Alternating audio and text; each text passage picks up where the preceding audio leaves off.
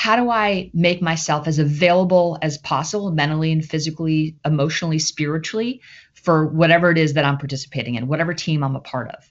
And that, frankly, has nothing to do with anyone else. It has everything to do with the individual. It's how I eat, how I drink, how I buffer stress with appropriate amounts of rest. It's how I manage my relationships, how I think about my purpose. Welcome to the Emergency Mind podcast. I'm Dan Dworkis, and this is a space where we bring together lessons from the emergency department and beyond about performance when it matters the most and applying knowledge under pressure. Our guest this episode is Kristen Holmes.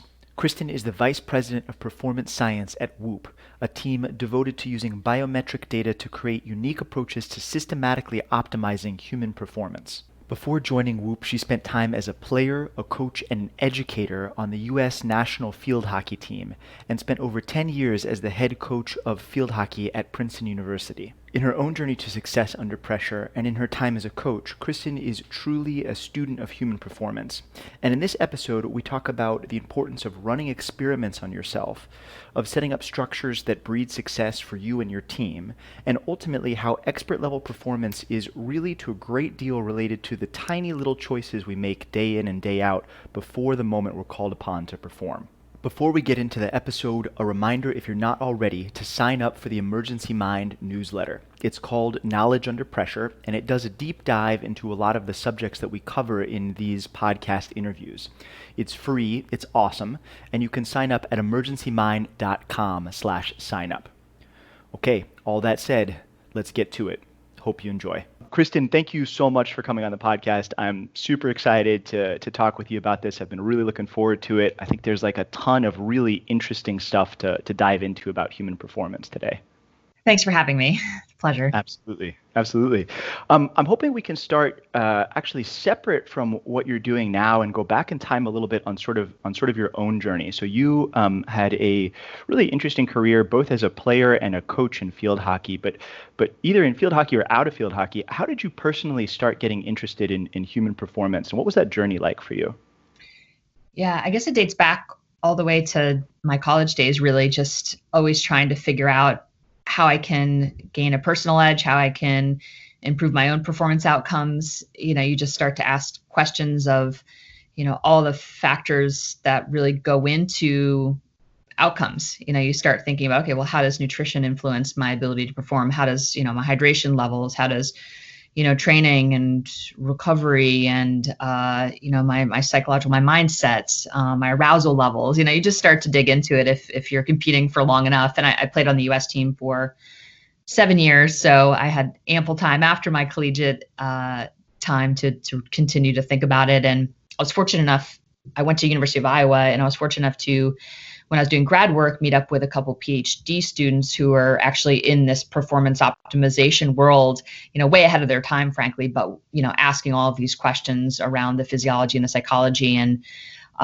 so that's where I started. I became kind of a research assistant for them and started really digging into just the factors that influence performance and started trying to put a framework around it, really, just from the really roots, what is actually performance? How do we define it? How do we measure it? What are the most important factors that actually influence performance? How do we develop routines and habits and structures around those factors? How do we help people think about their performance levels? So I've always been really interested in it. And then when I arrived, when I became a head coach after my playing career, I realized quickly that the tactical and technical aspects are only a part of the equation, right? Mm-hmm. And I'm surely you see that as an ER doc. It's just a piece of the puzzle. You have to be the very best, obviously, in understanding the technical and tactical aspects of whatever your craft is. But if you don't understand the framework around that, you're never going to be able to sustain levels of performance, right? You're never going to be able to win a championship year after year, for example, or simply most importantly, optimize the potential of the group, whatever that might be. Hopefully it yields a championship, but it doesn't always. But it's more important is about, okay, how do I get the most out of this group, out of each individual? So having a framework around that was really important to me. And that's when I set out to kind of create this performance education platform. So really in parallel to the skills and kind of expertise in the sport, I was building this performance education that I would take my student athletes through. And then once, a lot of the technology started coming out where we were actually able to quantify a lot of these physiological aspects, I incorporated that into the framework of what we were doing. So not only do we have this kind of more subjective type of framework around performance education, we started to be able to layer on top some of objective data. So just kind of, it's always been my goal to kind of knit those two together to provide folks a framework to help them optimize their potential. And when you first started doing this, like when you were a player and you're sitting there after a game and you're like, man, that went well or that went poorly, or I apologize, my knowledge of field hockey is so limited that I'm not even sure how to make this metaphor correctly. But like when you're looking at, you're breaking down individual subskills or subcomponents, how conscious of this process were you at the very beginning? Were you sitting there with a journal after every practice being like, cool, this skill was good, this skill needs more improvement? Were you able to really concretely define what your metrics of performance were? And I guess I'll also say that like in some areas where we do high-level performance under pressure, it's easier to define successes and failures and metrics than it is in others. And in fact, we're recording this on a Wednesday morning. I think it's a Wednesday morning. On whatever tomorrow is, there's an episode coming out where we spend a lot of time, another ER doctor and I, talking about what does it mean to actually have success in resuscitation. So this is a really, really open question, I think, for us in the emergency field. But for you, when you were starting, what was that like?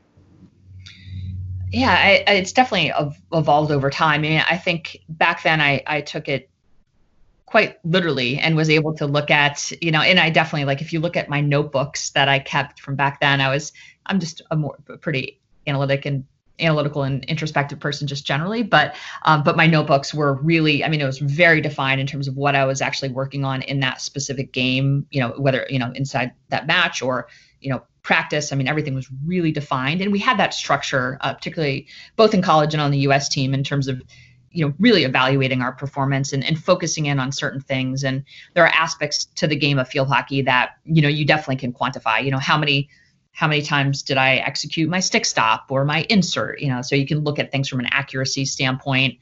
And then there's just, the subjective pieces, what were my energy levels? What was my mood? Those are also some things that we started to track once I got on the national team. So that was always interesting to kind of look back and correlate performance levels with kind of our perception, our thoughts and feelings on how we, what our perception was going into a practice and then what was it afterwards. And so, yeah, lots of data as a player in terms of, how these things kind of fit together. But I was always very specific and tried to do my best to quantify performance levels in a sport, frankly, that's difficult to kind of quantify, because there's a lot of variables. My stick stop is only as good as the person who inserts it, right? So you kind of have to account for some of those variables and be able to filter out the noise so you can actually get down to, all right, what did I actually have control of? And of the stuff I had control of, how did I do? And that's obviously how we think about, our execution. I think just on a fundamental level is, what did I have control of? And of the things that I have control of, was I able to minimize errors and execute, with some decisiveness. And it sounds like in some of that was being driven by your coaching staff and the environment of the team around you, who were giving you these structures and these frameworks and saying, okay, this is how we measure performance. This is how you're going to chart yourself, and we're going to look at these metrics together. I would imagine some of that is also very internal, coming from you and you saying, okay, I feel the need to tune myself this way a little bit. A lot of that comes from mastery in some level, right? Like when you're a beginner, and maybe you can speak to this as a coach also, when you're a beginner and you're watching somebody as a beginner, they might not even know what direction they need to tune themselves. And so there's this interplay between how much structure you generate yourself and how much structure is given to you. As you look at your own journey through sort of studying performance, how has that balance changed over time? Has it driven more towards internal structures, or has it driven more towards external structures? I've definitely always been acutely aware that any kind of long-term success must be intrinsically driven. The external factors have become less and less relevant to me over time.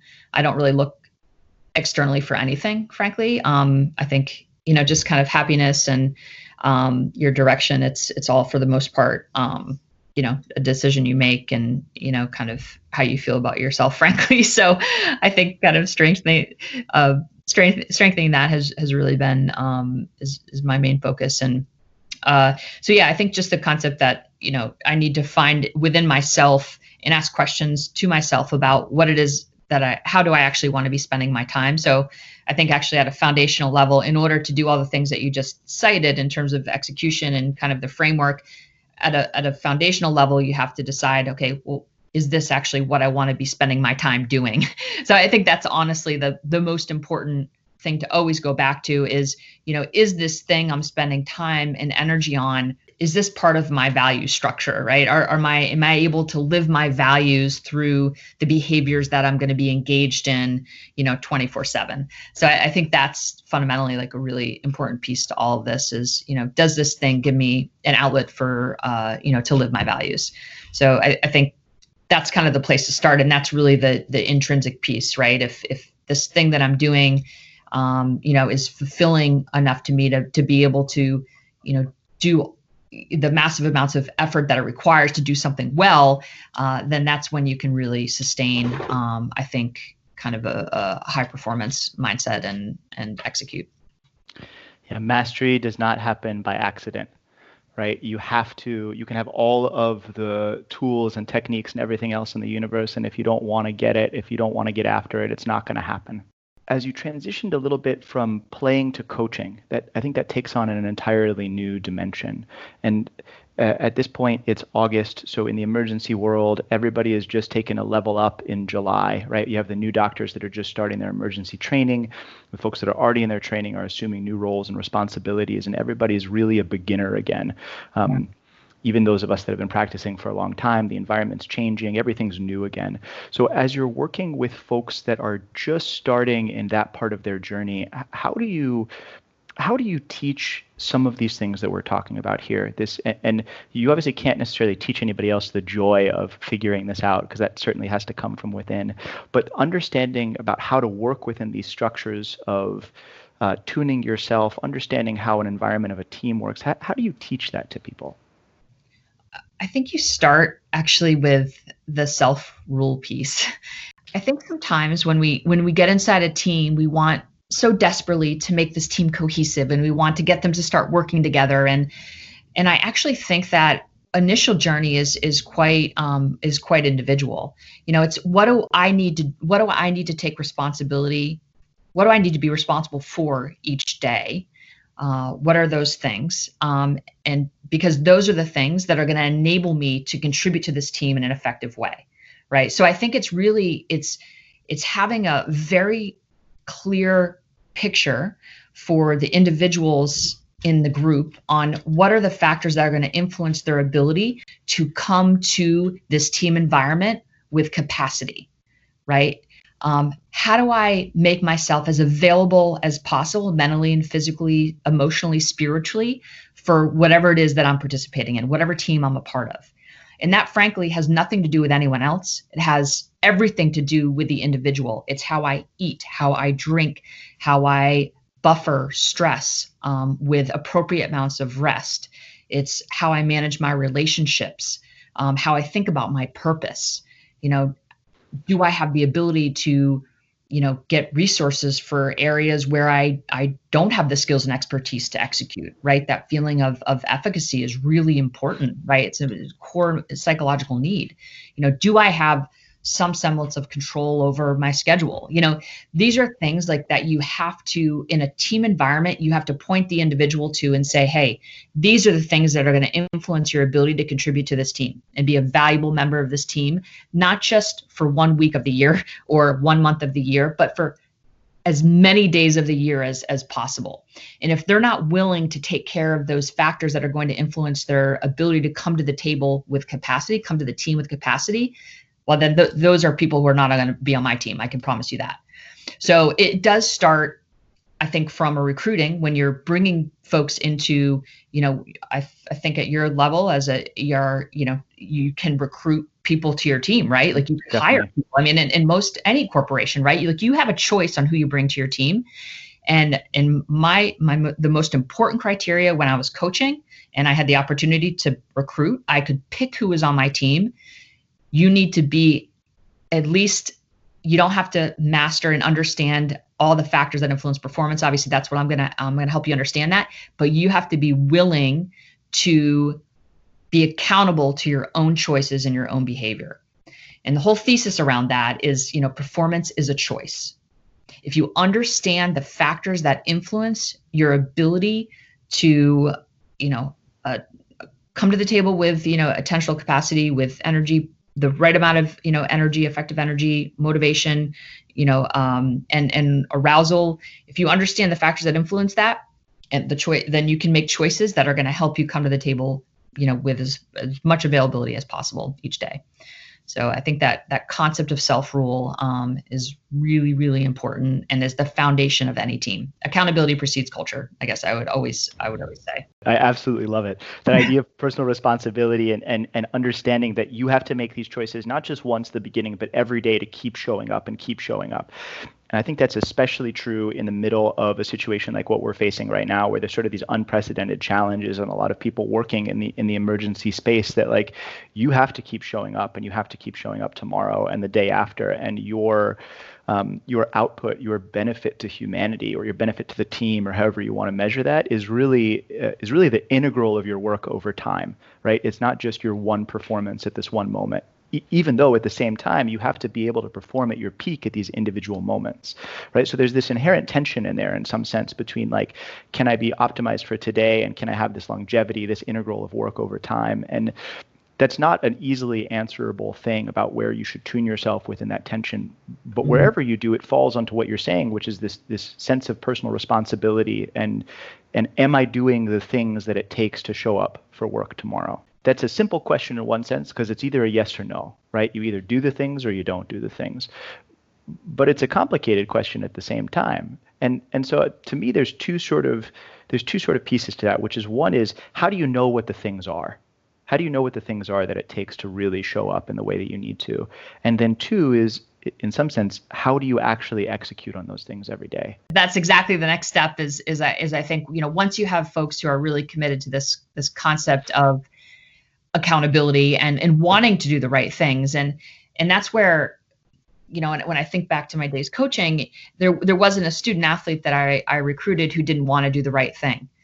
So it was really my job. That's the kind of person I was trying to find to bring into my environment who really had the best intention to do the right thing. So then it was my job to help them understand, based on what we know from science and all the research that exists around human performance, what are actually the things that we need to focus on that are going to determine outcomes in demanding circumstances. Mm-hmm. What are the choices I need to make every day that are going to position me to be the best version of myself when it matters the most, right? And there are physiological things and there are psychological things. And it's not a million things, but there are core aspects, core influences that if we don't manage, they will influence our ability to choose our level of performance. Hey folks, this is Dan again, interrupting for a second. I don't normally do this, but I'm going to present the next section a little bit out of order. In just a moment, Kristen is going to explore a really interesting and deep model that talks about the psychologic and physiologic factors that the performance science world has identified as being really crucial to performance under pressure.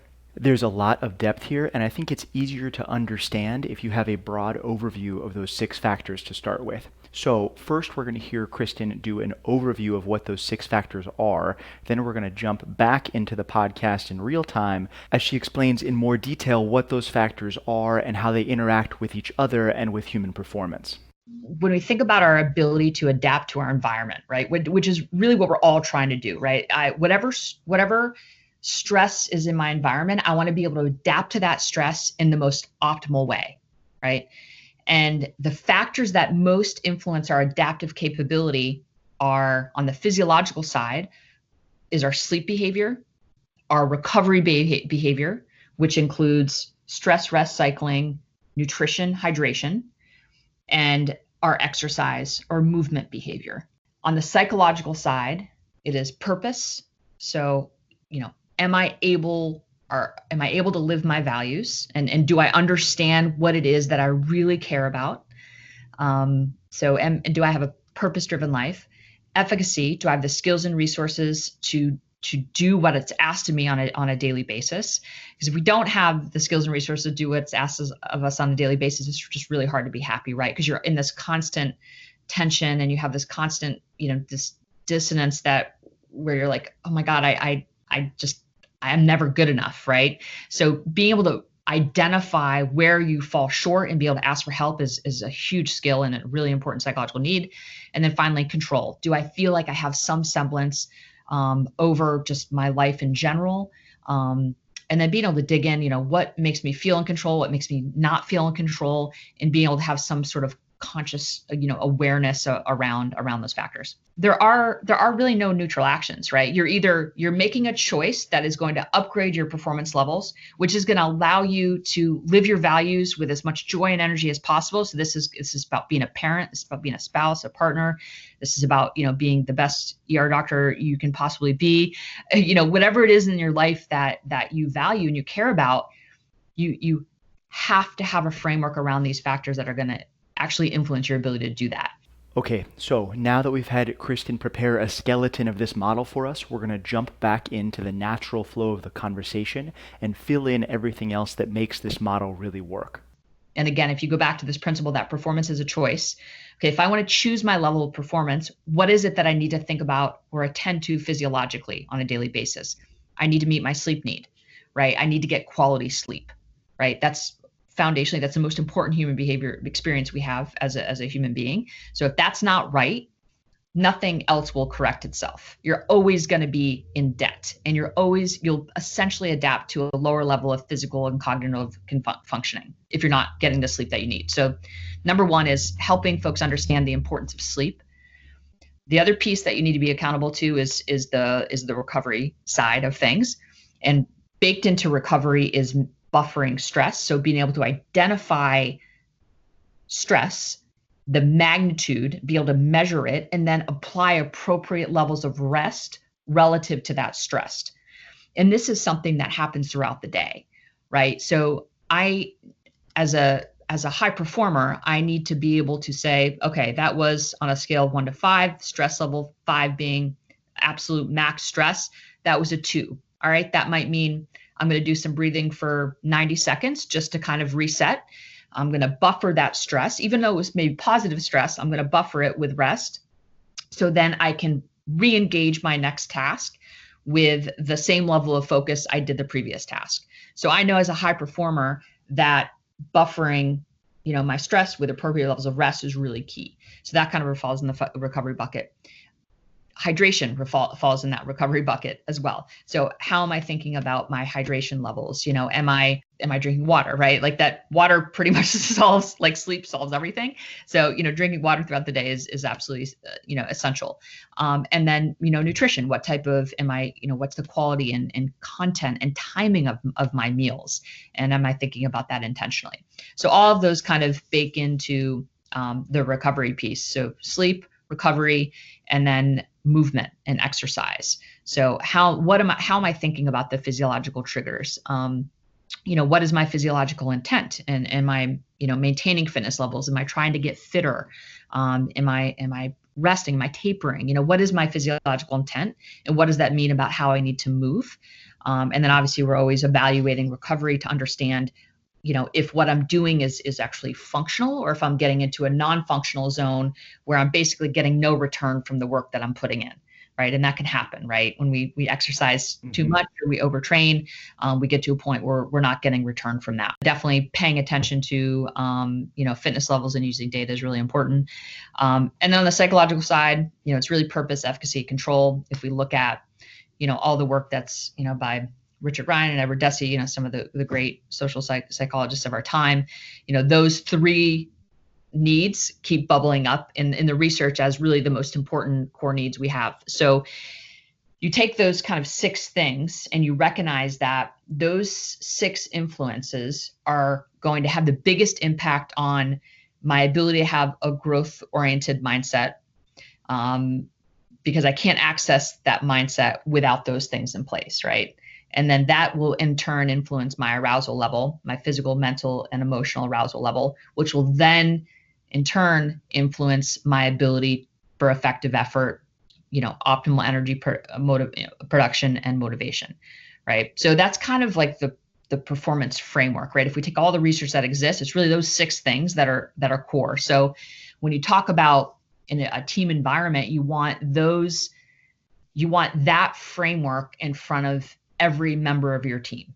And if you can kind of create a structure or in routines and habits and understand what's optimal, then you can make choices that will position you to, basically, choose your level of performance. So what I want to do now is take that structure and let's map that onto some of the circumstances that people working in emergencies really have to deal with, which are, by any definition that we just listed, not ideal situations in any stretch of the imagination. It strikes me that the more well understood our environment is, the better we understand the challenges we're going to face, the more predictable it is, and the more clear cut what a successful outcome looks like. That situation is something we're most able to apply these choices to. Conversely, when you get into situations which are unpredictable or unfriendly, perhaps in the military meaning of it, where we're potentially physically ourselves under danger, they're shifting back and forth, they occur at random times. These things are sometimes a lot harder to make those choices in. Now, what you said initially was entirely correct. Every day we choose how we do these things. It's our responsibility within the set of what's possible to choose the best actions. And there really, as you mentioned, are no neutral actions. We choose one way or we choose the other. But how do you take this structure and map it into things that are unpredictable, unfriendly, rapidly changing, and potentially quite dangerous at the same time? Yeah, how we think about it, I work with hundreds of tactile athletes. We have over 600 Navy SEALs on the platform. So and we've got hundreds and hundreds of doctors at this point, to your point, who are dealing with very unpredictable, circumstances in every sense of the word. How you deal with unpredictability is your downtime. So when you're away from those moments that are going to be highly variable, highly unpredictable, you don't know what's occurring next. It's how you spend your time away from that moment that will dictate your ability to handle the unpredictability and the demands of those environments that are so uncertain. It's really how you manage the downtime. So the folks that I see who are most capable of managing stress in the healthiest way possible are those that are really taking care of their downtime in the most kind of conscious, productive way. So I always say, when I'm talking to tactical athletes that, their cross to bear is really, it's the downtime, right? It's, are you drinking alcohol? Are you, stabilizing your sleep-wake timing? Are you, doing meditation and mindfulness throughout the day? Or are you on, sympathetic activation, cortisol, driven 24/7? Because that is not sustainable, right? That's when you come home from, your day and you yell at your spouse and your kids and, because you don't know how to deactivate, right? So part of dealing with unpredictability is understanding how during those moments, how do I deactivate? What's the skill set around that? And in my downtime, how do I need to behave so I can manage when I do have to be on and deal with the unpredictability that invariably exists in the line of work that you're in. So it's really being kind of pristine in the downtime, and figuring out healthy outlets to kind of deactivate, right?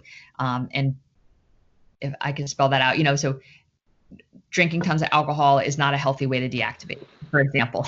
Okay. True. But we use alcohol, medication, we get in fights with our spouse, and those are all a symptom of wanting to come down from that activated state, right? But we just don't know how to do it in a healthy way. So the framework I guess I'm talking about is if we can create healthy structures, that incorporate, the 6 things that I spoke about, that give us that framework. If we can create structure around that in our downtime, we'll be more positioned to adapt to that unpredictability in the best way possible. So it strikes me that there's sort of two levels of this. There's the macro level, which is sort of what you're talking about in terms of subsetting out your sometimes we call it stethoscope on time and stethoscope off time, right? There's like the time, although nobody uses stethoscope anymore these days because of COVID, but whatever, right? Like you're like doing your like intense resuscitation medical work. And then there's the time when you're not doing that, and finding the balance between the ebb and flows of those things in your life, and understanding that is in and of itself a skill. Learning how to balance that ebb and flow to create that positive recovery that allows you to perform is certainly a skill. At the same time, there's also a very micro level of that in the middle of a shift, right? So when I'm thinking about running a critical resuscitation, say a code blue, a cardiac arrest event, right? Even or a really sick, multi-stab wound trauma, even in the middle of that incredibly intense period, I'm also doing that ebb and flow cycling.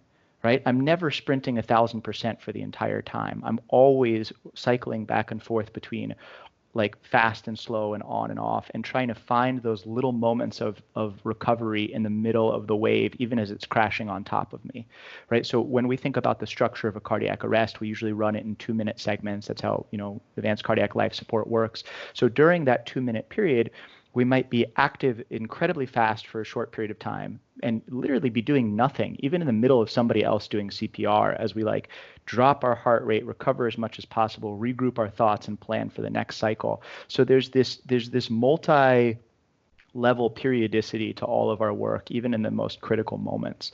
And that too is a skill, recognizing those moments of recovery in the middle of what feels like it's a solid sprint. I guess my hypothesis is that those skills are linked, that the better we are at understanding how to control our physiology in the macro flows, the low frequency flows, the better we are at also understanding how to control our physiology in the high frequency flows. Granted, that model breaks down when you look at the actual like nerves involved and how you're doing the work of chemical transmitting your signals and et cetera. But intellectually, it feels like there's a relationship there between training it. Yes, we're actually doing some research looking at that right now with Stanford University. So we're really excited.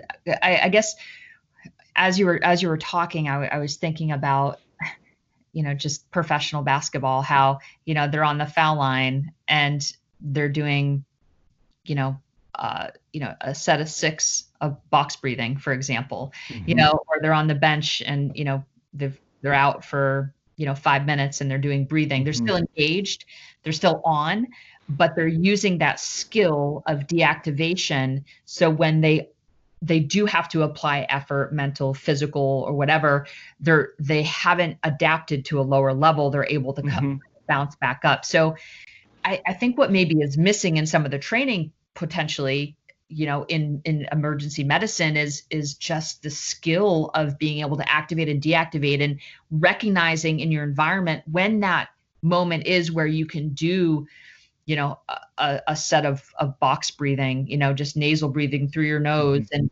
consciously just, accessing the acetylcholine so you can, reduce your heart rate, and you can kind of take a mini rest cycle, so then you can activate again at a level at least equal to what you're able to do the previous set, where you were on. So I think these mini skills of really understanding how to buffer stress during these kind of blocks of time where you're quote unquote on, identifying when there's actually a moment where you're off, and using that moment to really bring your heart rate down, drive your cortisol level down. We can have more control over our physiology than we think we do. And I guess that's the opportunity here. And that's where we see, even on a mission where, we've got folks in the scariest situations possible, they're doing breathing, right? They're finding ways to deactivate so they can, reduce these stress levels and cortisol, and, so they can then position themselves to kind of reactivate and get their arousal level where it needs to be. But if you're driving that state, you can only drive it for so long before you come crashing down, right? Or what's even scarier is there isn't this moment where you're crashing down. You just end up adapting to a lower level of performance without actually knowing it. And that's all the research and literature that exists out there tells us. We don't know, we can't perceive our own cognitive and physical declines, right? When I am not operating at my potential, I can't see it, right?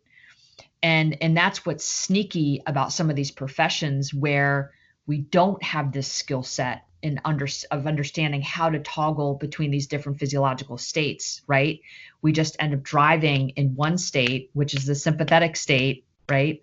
When we think about this from an autonomic nervous system perspective, and we just simply can't sustain that, right? We end up burning out, we end up committing suicide, we end up, beating our spouse. Frankly, these are problems that exist, right? So I guess I hope it's okay to talk about it, but this is what we have to solve, right? And it's giving folks the skills and the understanding of how to deploy some of these, frankly, really easy techniques amidst what feels like a kind of a chaotic moment. But it wrestles to the ground all the things that we're talking about in terms of recovery and feeling in control, right? You can always control your breath for the most part, right? Like that's the one thing that is just with us, right? And if we understand how we can access that to our advantage, it changes everything. Yeah, definitely. It's an incredible link between our conscious and our autonomic nervous systems and our ability to interface itself around our breath like that. But this idea of self-tuning, and to me, this has always been, I always like the metaphor of like a string on an instrument, right? You have to have it at just the right tension. Not enough tension, you don't get a note. Too much tension, the string breaks. But over time, you need to be able to not just stay at that one tension, but to modulate the amount of tension that you have, in both with low frequency modulations in terms of I'm an on cycle, I'm an off cycle, and then high frequency modulations are sort of like, what you'd call like high frequency oscillation, where you're actually really revved up and then you're oscillating on top of that rev up to get the most benefit out of what you're doing. Like these are skills that are incredibly important to train.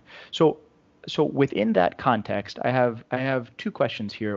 One is, and they're sort of related. One is, as you are just starting to wander into this, so maybe somebody listening to this podcast who's a junior learner or an athlete who's just starting in their career, how do you start learning how to do that? How do you start experimenting on yourself, how to do this self-tuning kind of thing? And then the sort of sister question to that is, if you were in a leadership position and you're running a team, how do you build an environment that has the most fertile ground possible for people to step into these roles? Yeah, those are two great questions. I think on the individual level, it's just a matter of, building it into a routine and maybe adding a constraint. So, before I can take a bite of my lunch, for example, I have to do 3 minutes of box breathing. That's just the easiest way. I just can't take a bite of my lunch until I do 3 minutes of box breathing. And I do the same thing for dinner. And I think if you're, in a team environment or you've got a family, you basically just make that a part of their world too, and then obviously you have to teach them how to do it. But, my class at Princeton, I did that with my students. Before we started our class, we did, a minute of mindfulness. And then we did another minute of breath work. This is before it was trendy. But, recognizing that was that allowed everyone just a moment to reset. So sure enough, like they started doing that before every class, and instead of scrolling through Instagram between classes, they were doing breath work between classes, so they started feeling how much better they were when they were proactively mapping, stress with rest. So once you feel it and you start to feel the benefits, and then you start to just be more conscious of how you can actually control your performance levels, through this tuning. Building into the framework is important, like the routines if you're part of a team, so at the, before practice starts, twice during stretching, during the cool down, like building in the breath work, I think is really is important. If you're a part of a team, it's got to be within the framework. And then, as an individual, just, kind of making rules around when you're going to do it, before sleep, before meals and before sleep, I think are, then you're getting it in at least 4 times, unless you're fasting, maybe 3. I'm thinking about the former Navy SEAL and incredible leadership expert, Jocko Willink, who's got this book, right? Discipline Equals Freedom, which comes to exactly what you're saying, which is that you have to have the discipline to nice. Amazing. Yeah. Incredible. Y'all can't see this, but she just held up the book exactly as we're talking about it. That's phenomenal.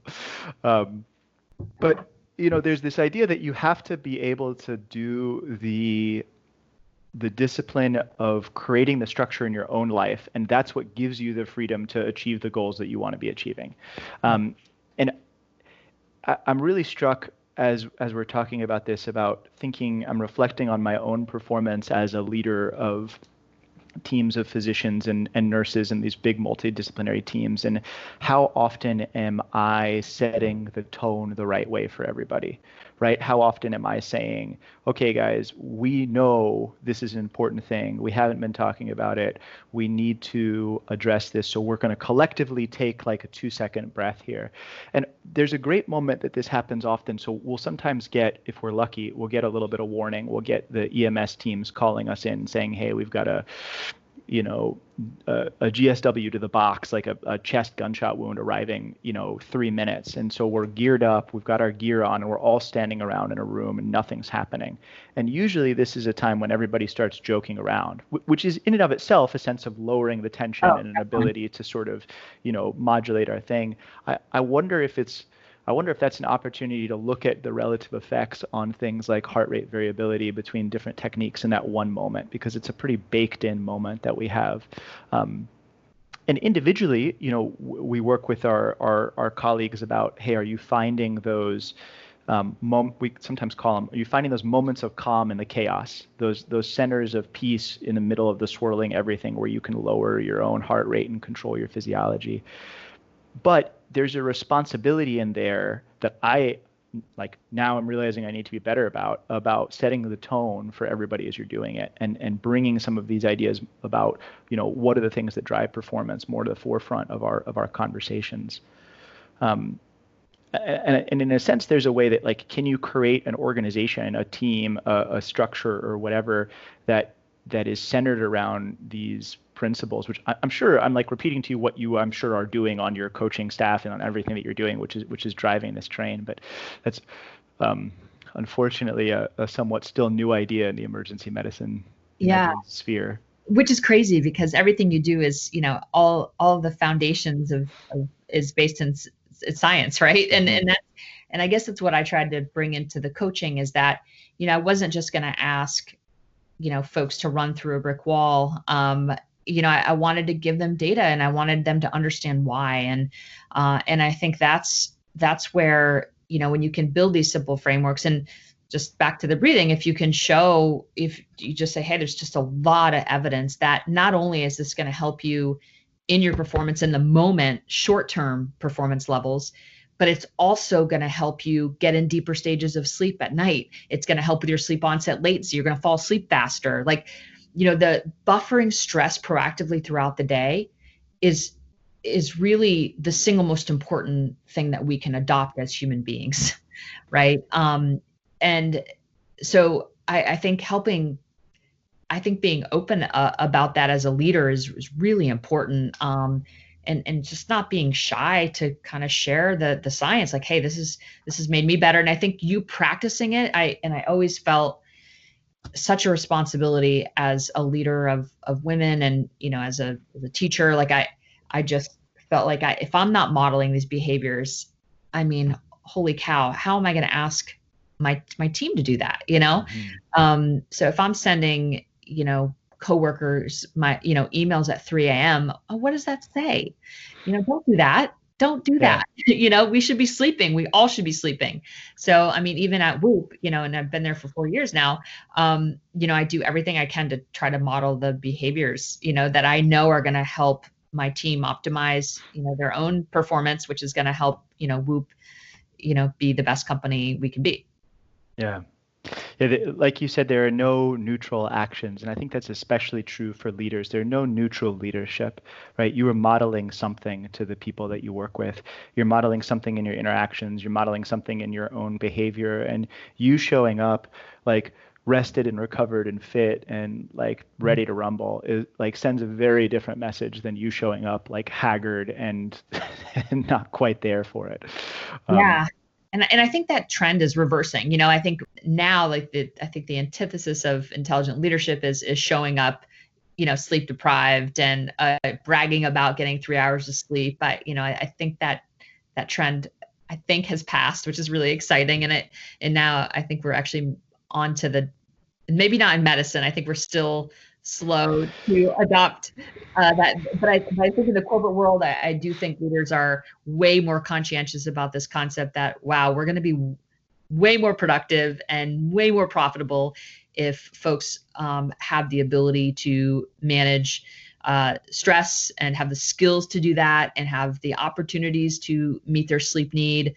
These are, really important factors that influence, definitely short-term productivity, but definitely I think longer-term outcomes. So not to mention just the health and well-being of which is important, but if we just distill it down to what we know people care about. I have, I guess, two more questions for you. One of which is, we were talking earlier about the importance of building structures and then actually dropping data into those frameworks, dropping data about your own personal behavior, your own personal work. And so I would, I guess I'd ask you this. So as a emergency doctor, or even as anybody working in emergency situations, what's your prescription for me? Like, what should I be tracking at the end of my shift? If I've got a notebook with a blank piece of paper, like, what am I writing down to try to build those structures? I think what's probably most important is what you're doing beforehand to set yourself up to be able to handle whatever those demands are in the best possible way. So I think for me, tracking heart rate variability is the most important. It's the best estimator of physical and mental wellness. So if you don't understand your heart rate variability, what your baseline is and how you trend off of that baseline, I think you're missing just an enormous opportunity to take control of your own health and wellness. You want a heart rate variability that is, responsive to the demands of your environment, right? And because we know that bestows a survival advantage, right? We know this. So tracking heart rate variability, I think, is really important.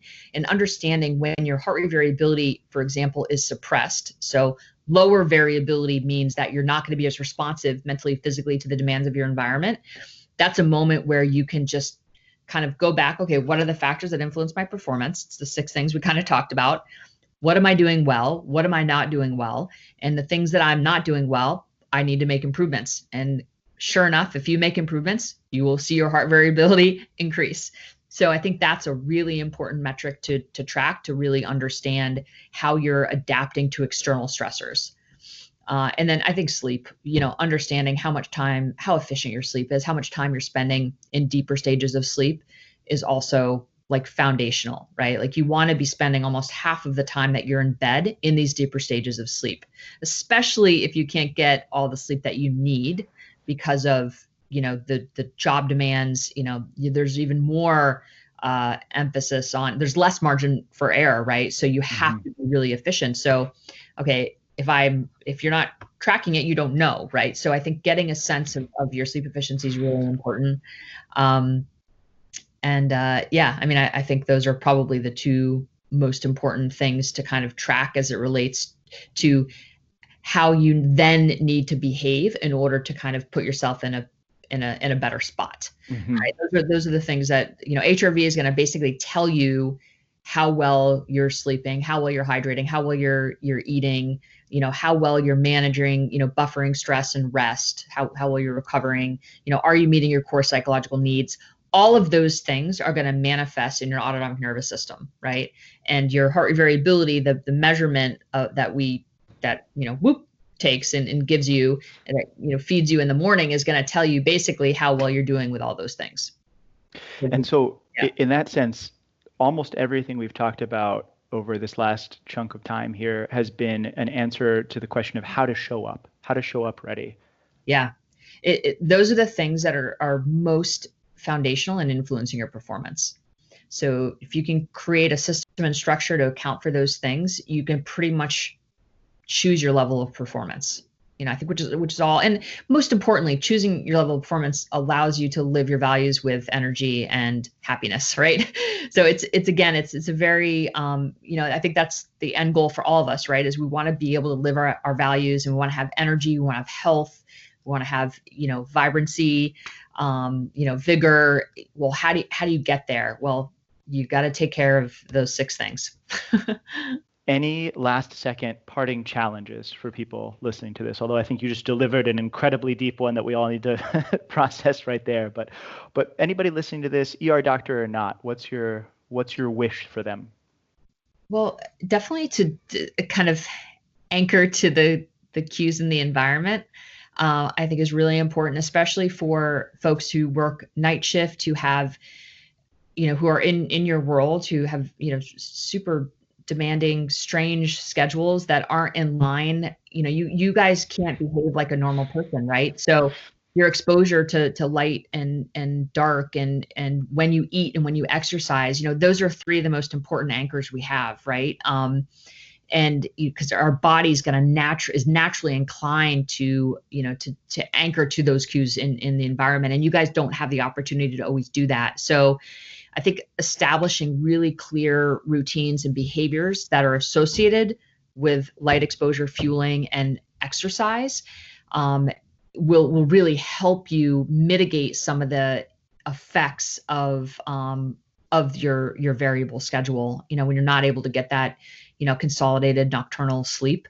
If you can think about your light exposure more intentionally, if you can think about your timing of your meals, and if you can think about when you exercise, you can actually really help yourself again help kind of lessen some of the burden associated with night shift. And actually tomorrow I'm coming out with an article in the locker on how to deal with night shift, so it will talk about really dig into these strategies.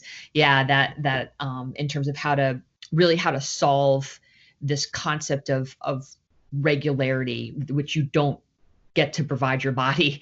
But in the downtime, all of these principles that I'm going to talk about in this article are ones that you want to apply when you don't have that crazy schedule. You have to be you really want to synchronize your circadian clock, and that regularity is really central to human performance and to staving off disease and just being healthy, right? It's really, really important. So I basically give you some workarounds, if you can't actually get the sleep that you need in the normal time frame and light exposure and things like that.